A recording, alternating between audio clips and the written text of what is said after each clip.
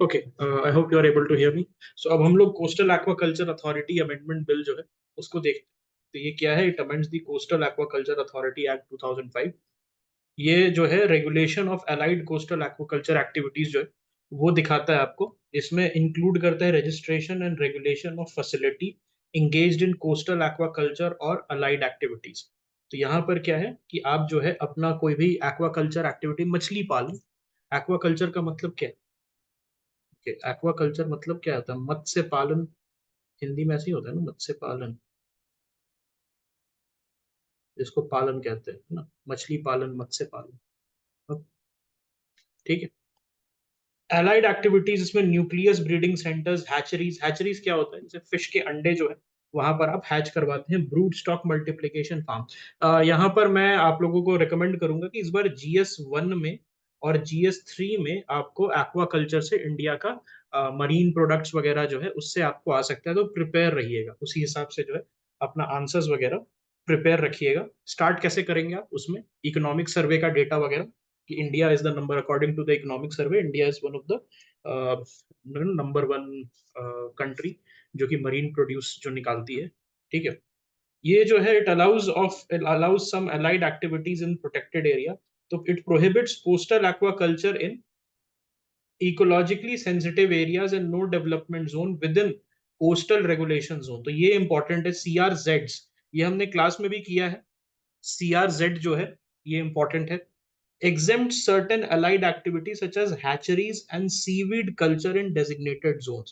तो ये चीज याद रखिएगा कि आप जो है कोस्टल जोन्स वगैरह, जो सेंसिटिव जोन्स हैं, जो कोस्टल रेगुलेशन जोन के अंदर आते हैं, वहां पर कुछ एक्टिविटीज को एग्जेम्प्ट कर दिया गया है, वो आप कर सकते हैं। जैसे कि हैचरी खोलना और सीवीड कल्चर खोलना। सीवीड से क्या होता है? सीवीड जो है वो क्यों हम लोग यूज करते हैं? It is used as food. Okay, ये जो है फूड की तरह सीवीड आप यूज यूज कर सकते हैं। न्यूट्रिएंट डेंस होता है काफी। ओके, मछली को खिलाने के लिए, इंसान को भी खिलाने के लिए आप यूज कर सकते हैं। एक कोस्टल एक्वाकल्चर अथॉरिटी इसमें स्टैब्लिश हो रही है जो कि रेगुलेट करेगी कंस्ट्रक्शन और operation of aquaculture farm. And it will set the standards for inputs, disease prevention and effluent discharge. क्या क्या करेगा ये? इनपुट्स, डिजीज प्रिवेंशन और एफ्लुएंट डिस्चार्ज का ये स्टैंडर्ड जो है सेट करेगा। And it is empowered to authorise inspections, waive notice requirement and impose cost on owners for demolition और environmental damage।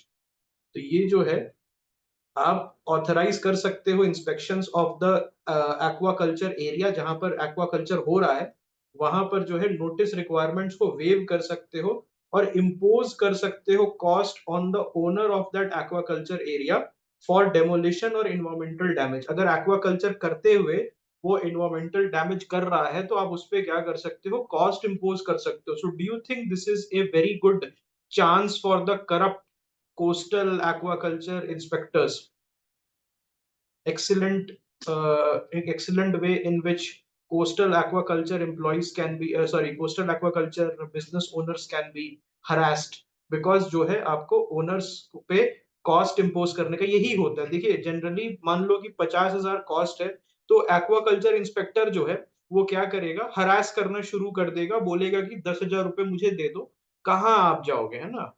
कहाँ आप जाओगे 50,000 पे लड़ने? मुझे 10,000 दे दो। और पीपल दे देते हैं, because nobody wants the hassle of a government department। Okay, composition of the authority, so it comprises 11 members including a high court judge।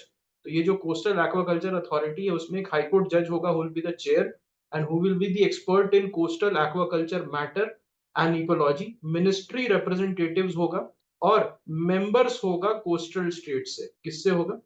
Coastal state जो है वहां के मेंबर्स आपको मिलेंगे। मिनिस्ट्री रिप्रेजेंटेटिव होगा, मिनिस्ट्री ऑफ जिस जो डिपार्टमेंट ऑफ एक्वाकल्चर वगैरह रहता है।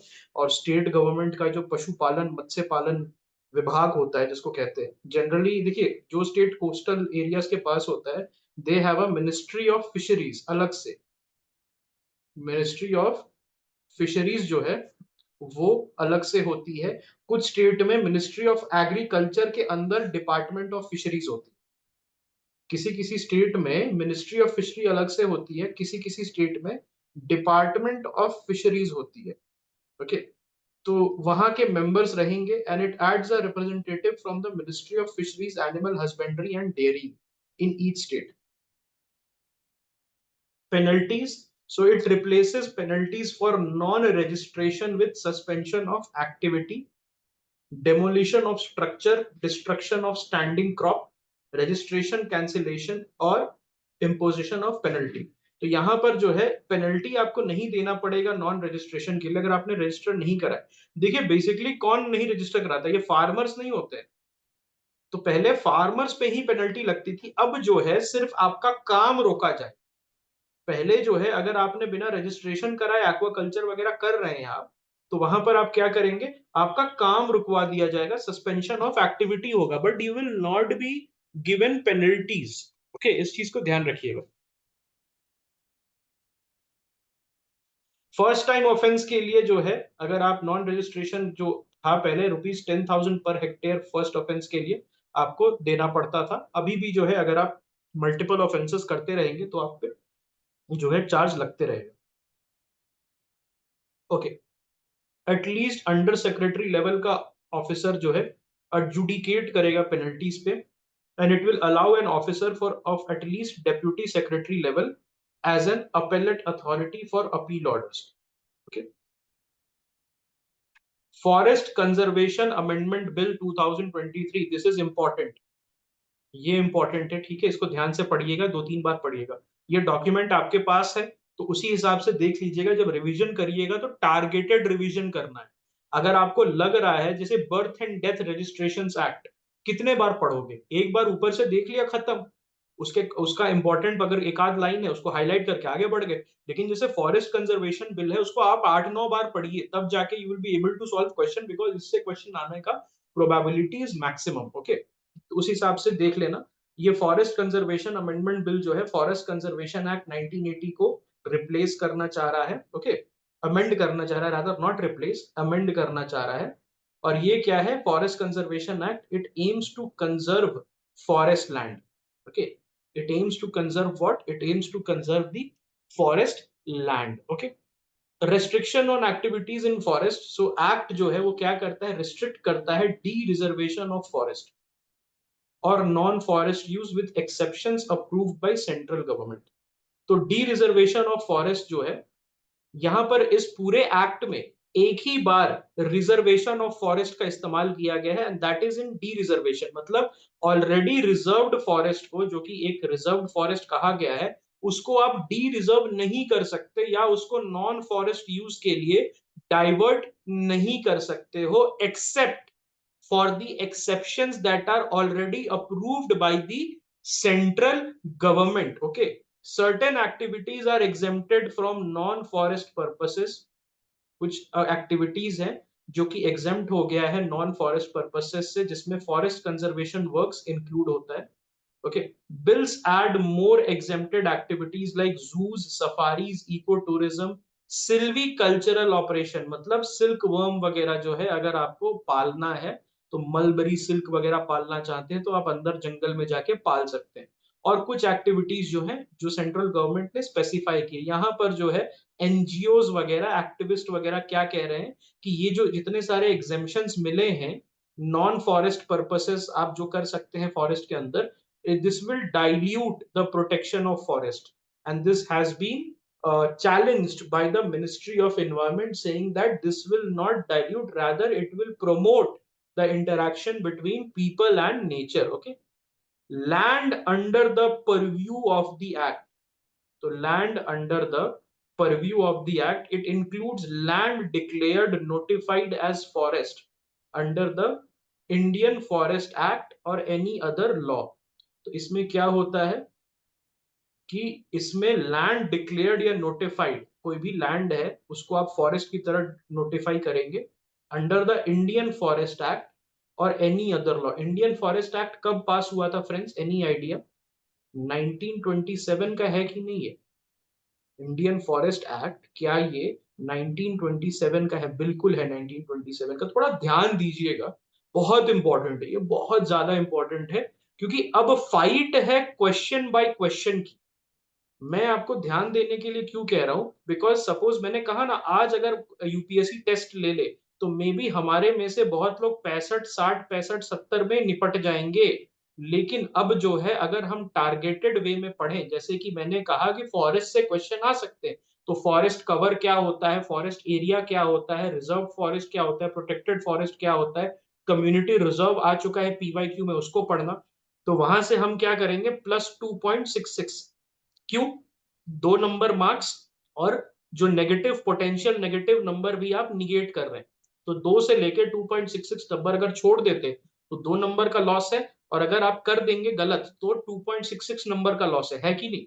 तो अब जो है अगर हम 60, 65, 70 में निपट रहे हैं तो हमारा ड्यूटी है टारगेटेड रिवीजन करके इसको खींच के 95 प्लस लेके जाना है कि नहीं? तो इसीलिए ध्यान दीजिएगा जब भी मैं कह रहा हूं कि ये इंपॉर्टेंट चीज है, ये इंपॉर्टेंट चीज है, वो इंपॉर्टेंट चीज है, तो एक्चुअली इंपॉर्टेंट है वो, और इसीलिए जो है आप उसको एक्स्ट्रा रिवीजन में आप डाल सकते हैं। ठीक है, तो यहां पर आप समझिए कि लैंड डिक्लेयर्ड या notified as forest under the Indian forest act or any other law will come under the Forest Conservation Act. Okay. Also, it covers land as notified as forest after October 25, 1980 in government records. So what happened in October 25, 1980? The original Forest Act was passed. The original Forest Conservation Act was passed. Okay. The act doesn't apply to land changed from forest to non-forest use. Okay. ये जो act है, it doesn't apply to land which were changed from forest to non-forest use before December 12, 1996. Okay. Exempted category of land क्या क्या है इसमें? Exempted forest land जो कि rail lines के पास है, public roads which are providing access to habitation. तो कहां पे पेड़ कटाई हो सकती है, ध्यान से देखिए, रेल लाइंस के लिए पेड़ कटाई हो सकती है, पब्लिक रोड जो है जो किसी हैबिटेशन की तरफ जा रहा है, जैसे ट्राइबल एरियाज में कोई रोड जा रहा है तो वहां पर पेड़ की कटाई छटाई कर सकते हैं रोड बनाने के लिए। एक्चुअली में रोड रोड आपने देखा होगा, एक हाईवे बन रहा है, नितिन गडकरी ने फोटो शेयर किया था, छत्तीसगढ़ के बीचों बीच मिलियंस ऑफ पेड़ को हटा के आप जो है एक बड़ा सा हाईवे कर रहे हैं, जिससे आंध्र प्रदेश और छत्तीसगढ़ और बाकी के जो अदर स्टेट्स हैं वो कवर हो रहे हैं। ठीक है, ऑलराइट। और road side amenities up to 0.1 hectare, not 0.10, 0.1 hectare तक का रोड साइड अमेनिटीज के लिए आप पेड़ हटा सकते हैं। ठीक है, yes, the Raipur Vizag expressway. It also exempts land along the international border for strategic project, जैसे अरुणाचल में। अब अरुणाचल का जो फॉरेस्ट एरिया उसको क्लियर करके अगर कुछ इंडियन आर्मी के लिए बंकर्स वगैरह बन रहे हैं, that is exempted, security infrastructure is exempted, defence projects are exempted as specified by the central government. Assigning of land through lease or otherwise.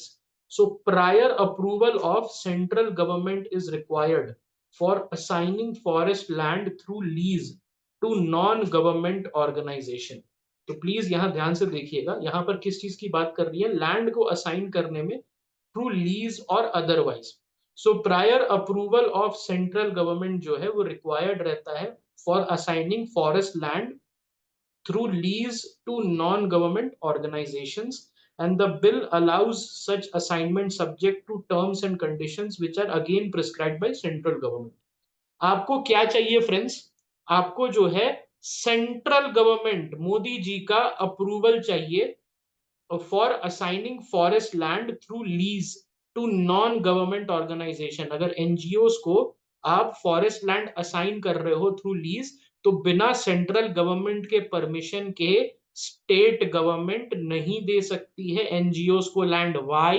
Because a lot of unscrupulous NGOs were manipulating the state government into getting them forest land and then misusing it. अब मैं point out नहीं कर रहा किस direction में misuse कर रहे थे वो, बट आप समझदार हैं, आप समझ जाइए। Power to issue directions, central government again is empowered to issue directions for the act's implementation. ठीक है, अब हम बात करते हैं 2022 से, दिस इज नॉट 23, 2022 के bills. Multi state cooperative societies, तो ये जो एक्ट है मल्टी स्टेट्स कोऑपरेटिव सोसाइटी, ये हमने क्वेश्चन किया होगा, अगर आपको याद होगा, we have done one question from this। और ये जो है multi state cooperative society act 2002 को अमेंड करता है, which governs the multi-state cooperative society operating in more than one state। मतलब जैसे कोई कोऑपरेटिव सोसाइटी है, सपोज अगर वो मुजी कोऑपरेटिव सोसाइटी है और वो बिहार में भी वर्क कर रहा है, यूपी में भी कर रहा है, झारखंड में भी कर रहा है, एक स्टेट में नहीं रुका हुआ है, तो इसका मतलब क्या है, वो मल्टी स्टेट कोऑपरेटिव, एक से ज्यादा स्टेट में काम कर रहा है, किसी एक स्टेट में रुका हुआ नहीं है। तो इलेक्शन ऑफ बोर्ड मेंबर्स के लिए एक कोऑपरेटिव इलेक्शन अथॉरिटी जो है एस्टैब्लिश करता है क्या, एक cooperative election authority under the central government to conduct election, supervise preparation of electoral rolls and perform the prescribed function।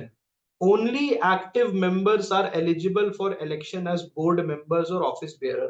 Active member ये बहुत इंपॉर्टेंट है, कोई बता सकता है इसका मिसयूज क्या हो सकता है, क्या क्यों अगर ये नहीं हुआ, एक्टिव मेंबर जो है होता है, पता है क्या होता है, यहाँ पॉलिटिशियंस जो हैं अपने बेटे, अपने दामाद, अपने भतीजे, अपने चाचा, अपनी बुआ, अपनी वाइफ, इनको जो है लगा देते हैं और ये जो है इन इस टाइप के जो इलेक्शंस हैं वो जितवा देते हैं यूजिंग देयर पॉलिटिकल क्लाउड, और फिर मैसिव करप्शन करते हैं।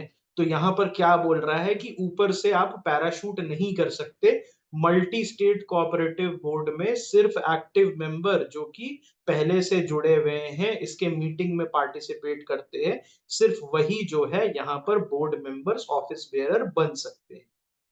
Redressal of complaints, central government appoints cooperative ombudsman to address complaints regarding deposits, equitable benefits और इंडिविजुअल राइट ऑफ मेंबर्स। तो सेंट्रल गवर्नमेंट जो है वो क्या करता है, एक कोऑपरेटिव ओम्बुड्समैन जो है अपॉइंट करेगा to address the complaints regarding the deposits, equitable benefits and individual right of member. एक ओम्बुड्समैन का क्या काम है यहाँ पर, कोऑपरेटिव ओम्बुड्समैन का, जैसे मान लिया कि आपने अपना पैसा जमा किया किसी मल्टी स्टेट कोऑपरेटिव में और वहां पर घपला हो रहा है, आपको बोला कि नहीं नहीं आपका 20,000 रुपए कहाँ जमा है, आपका तो कुछ 15,000 रुपए जमा है, 5,000 रुपए तो हमें नहीं पता कहाँ गया, और ऐसे कर करके गरीबों का पैसा साइफन किया जाता है। This is a very bad reality that cooperative society से गरीबों का पैसा क्या किया जाता है, साइफन किया जाता है। और साइफनिंग जो है उस टाइप की चीजों से बहुत सारे घोस्ट मेंबर्स, बहुत सारे घोस्ट मेंबर्स होते हैं, और जो घोस्ट मेंबर्स होते हैं वो क्या करते हैं, अगेन स्कैम में यूज आते हैं, उनके अकाउंट में पैसा डाल के और फिर उसको मनी लॉन्डर किया जाता है। तो इस सब का कंप्लेंट कौन देखेगा, ओम्बुड्समैन करेगा, और विद इन 3 मंथ्स जो है उसको इंक्वायरी करना है। ओके, एंड अपील जो है ओम्बुड्समैन के डिसीजन का सेंट्रल रजिस्ट्रार के पास गिरेगा, किसके पास गिरेगा, सेंट्रल रजिस्ट्रार के पास गिरेगा। amalgamation of cooperative society, so it allows the state registered cooperative society to merge into existing multi-state cooperative society with at least 2/3 members approval। इसका मतलब क्या है फ्रेंड्स, इसका मतलब ये है कि अगर कोई मल्टी स्टेट कोऑपरेटिव है तो उसमें इंडिविजुअल स्टेट के cooperative authorities with the consent of 2/3 of their members can merge.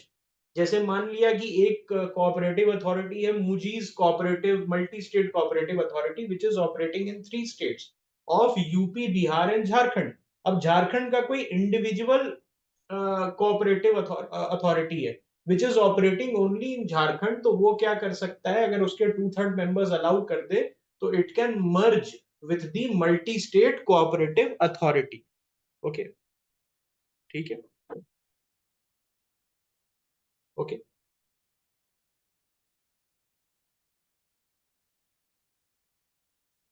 Yes. Funds for sick cooperative society, तो it also establishes cooperative rehabilitation। बहुत सारे cooperatives अच्छा नहीं कर रहे हैं। Reconstruction and development fund for the sick multi-state cooperative societies, and the fund is financed by profitable multi-state cooperative societies। Fund जो है वो फिनेंस किया जाता है किससे, profitable multi state cooperative society से डिपॉजिटिंग आइदर 1 करोड़ रुपीस और 1% of net profit whichever is less। मतलब अगर आपका कोई profitable multi state cooperative society है तो वो डिपॉजिट करेगा 1 करोड़ रुपए, और 1 करोड़ रुपए या 1% of the net profit which ever is less, और उस पैसे से सिख मल्टी स्टेट कोऑपरेटिव्स को जो है रिवाइव किया जाए। तो अमूल वगैरह जो है, नंदिनी अमूल हो गया, और क्या नाम है इसका, सुधा वगैरह, ये सब जो है आपको पैसा देगा, because they are minting a large amount of money thanks to the generous. देखिए, अब आप बोलेंगे कि क्यों 1 करोड़ रुपए देगा वो, बहुत सारी उनमें बेनिफिट्स मिलते हैं, आपको पता है ना। सरकार कोऑपरेटिव को, ओके, सरकार जो है कोऑपरेटिव्स को बहुत बेनिफिट देता है, बहुत सारी बेनिफिट, जैसे कंसेशनल लोन्स हो गया, आपको है ना, इस टाइप की चीजें हो गई।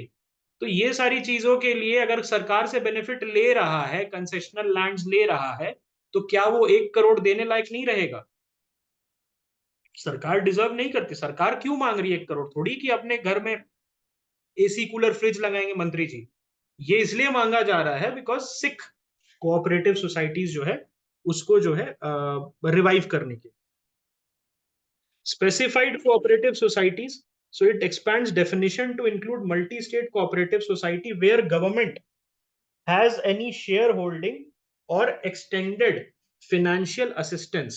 तो यहां पर जो है कोई भी ऐसा इंस्टीट्यूशन जहां पर सरकार बहुत अच्छा फाइनेंशियल असिस्टेंस दे रही है, या सरकार शेयर होल्डिंग करती है, वो भी जो है डेफिनेशन में इंक्लूड हो गया है मल्टी स्टेट कोऑपरेटिव सोसाइटी के।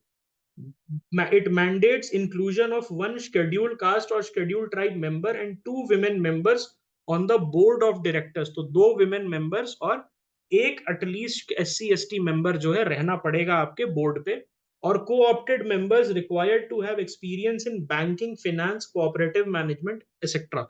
कोई भी ऐसे बैठ के मंत्री जी का छुट भैया नेता, मंत्री जी का युवा नेता नहीं बैठेगा। पहले यही प्रॉब्लम होती थी, युवा नेता लोग बैठ के खूब पैसा कमाए हैं करोड़ों में, आप समझ नहीं सकते। इतने सारे मल्टी स्टेट कोऑपरेटिव्स हैं, इतने सारे स्टेट कोऑपरेटिव्स हैं जिनको लिटरली पैसा उनका जो है रातों रात गायब कर दिया गया है। ओके, तो इन सब के केस में आपको जो है, अब आप ऐसा नहीं कर सकते जब तक आपका बैंकिंग, फाइनेंस, कोऑपरेटिव मैनेजमेंट में एक्सपीरियंस नहीं होगा, आप जो है यहां पर नहीं आ सकते। It extends the fine from 5,000 to 1 lakh rupees. ये जो है अपना फाइन 5,000 से 1 लाख रुपए कर दिया गया है for offences including making false returns, furnishing false information, disobeying summons और and failures to file any return और इंफॉर्मेशन। अब हम बात करते हैं कंपटीशन बिल 2022 के बारे में। It was introduced in Lok Sabha, और ये अमेंड करता है कंपटीशन एक्ट को। ये मैंने क्लास में कराया है, याद होगा आप लोगों को। Competition act is something that मैंने क्लास में पढ़ाया। It regulates market competition through the competition commission of India. It expands the definition to include transaction with a value above rupees 2,000 crores, aiming to prevent adverse effect on competition। तो किस type का competition? देखिए, monopoly ना हो जाए, कोई अपना, कोई भी बिजनेस अपना जो है मोनोपोली जो है वो मिसयूज करके कंपटीशन को कम ना करे। इसका एग्जांपल मैंने पहले भी दिया है। गूगल सर्च जो है, Google search dominates the search engine market. तो गूगल क्या करता था, किसी किसी कंपनी का जो रिजल्ट है उसको नीचे रखता था और अपनी कंपनी का ऊपर रखता था। जैसे अगर आप आईफोन सर्च करिएगा तो पहले क्या दे देता था, आईफोन के पहले आपको गूगल पिक्सल खरीदिए, why don't you by the Google pixel. Okay, अब वो इसमें बोला है कि मेरा लेजिटिमेट एड है, लेकिन कंपटीशन कमीशन कहता है कि आप ऐड दीजिए, दैट इज फाइन, लेकिन ये जो एल्गोरिदम मैनिपुलेट करते हैं उससे आप अपना मोनोपोली मिसयूज करते हैं। तो इस टाइप का जो है कंपटीशन, उसको खत्म करने के लिए, and it expands the definition to include transaction with a value above rupees 2,000 crore. तो 2,000 करोड़ से ऊपर का भी जो ट्रांजैक्शन है वो इसमें अब कवर हो रहा है। तो big players are now in the competition commission safety net। Definition of control, so it modifies control as the ability to exercise material influence over management affairs और strategic commercial decisions। तो ये जो है क्या करता है, कंट्रोल के बारे में बात करता है, मोनोपोली के बारे में। सो ये कंट्रोल का जो डेफिनेशन है वो क्या बोलता है कि ability to exercise material influence over management affairs और स्ट्रेटेजिक कमर्शियल डिसीजंस।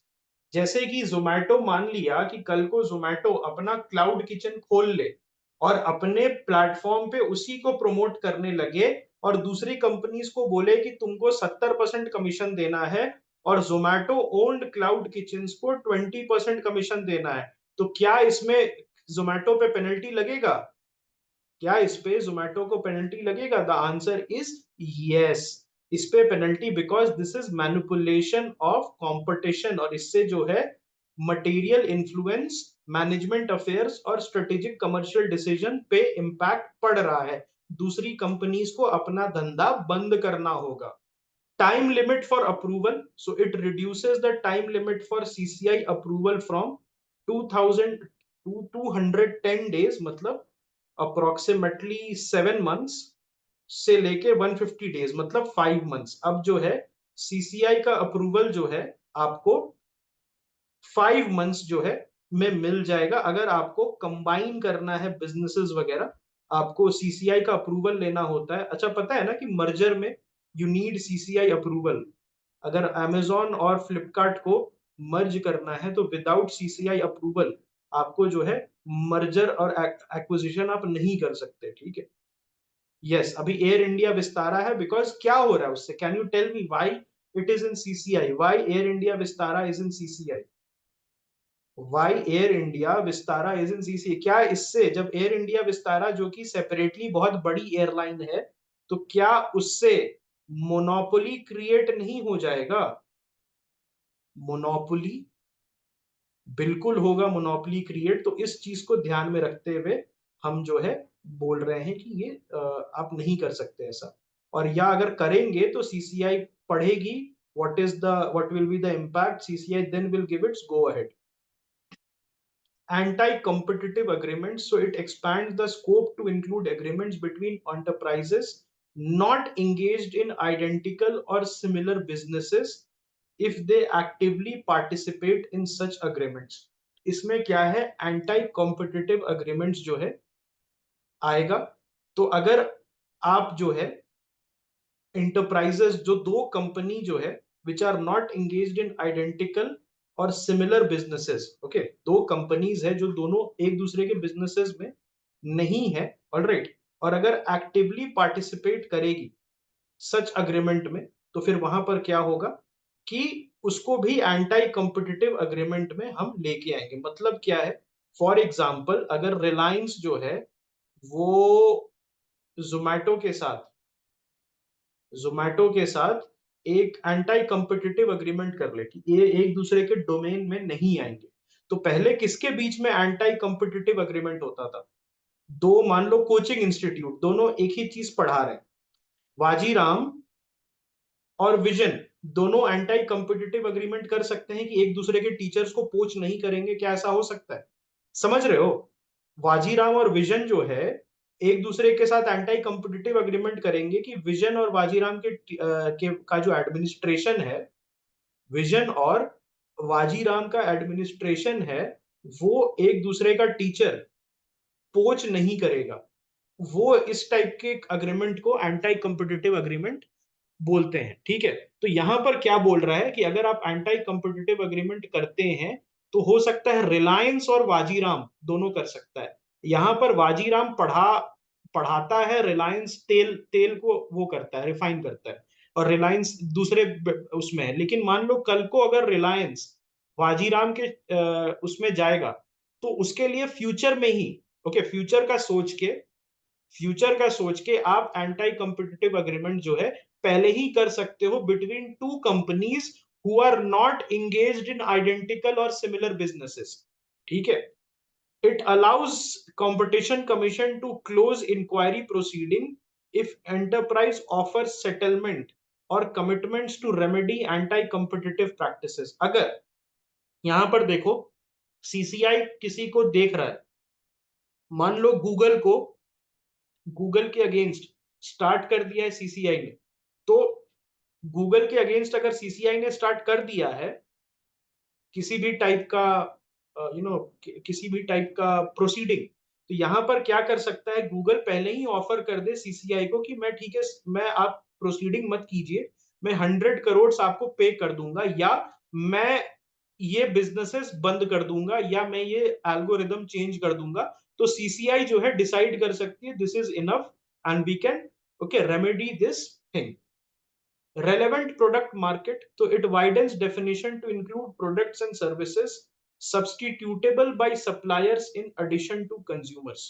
तो यहाँ पर जो है प्रोडक्ट मार्केट के बारे में भी बात की गई है कि आप अगर कुछ ऐसा प्रोडक्ट लाते हैं या कुछ ऐसा सर्विसेज लाते हैं जो कि सप्लायर सब्सटीट्यूट कर सकता है, ओके सप्लायर जो है सब्सटीट्यूट कर सकता है, तो वो भी जो है प्रोडक्ट मार्केट के डेफिनेशन में, रेलेवेंट प्रोडक्ट मार्केट के डेफिनेशन में आ जाता है।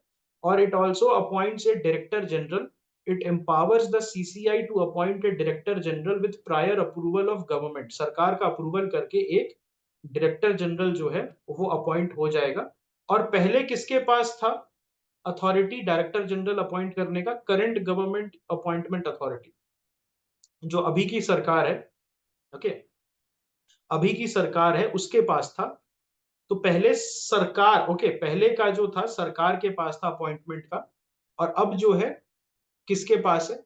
अब जो है सीसीआई को दे दिया गया है कि वो जो है अपॉइंट कर सकता है। सीसीआई मेंबर का क्वालिफिकेशन जो है प्रोफेशनल एक्सपीरियंस होना चाहिए। अब इसमें टेक्नोलॉजी के साथ साथ इकोनॉमिक्स, लॉ, मैनेजमेंट और बिजनेस में आप हो सकते हैं।